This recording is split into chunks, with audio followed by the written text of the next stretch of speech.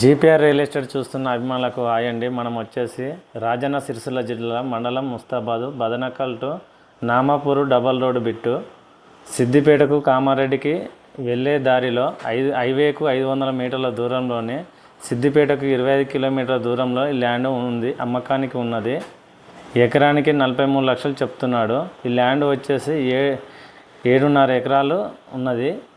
కూర్చుంటే తగ్గొచ్చు. ఈ land red soil, చుట్టుపక్కల ఫెన్సింగ్ వేయడం జరిగింది. ఈ ల్యాండ్ 2 పక్కల పానాది ఉన్నది.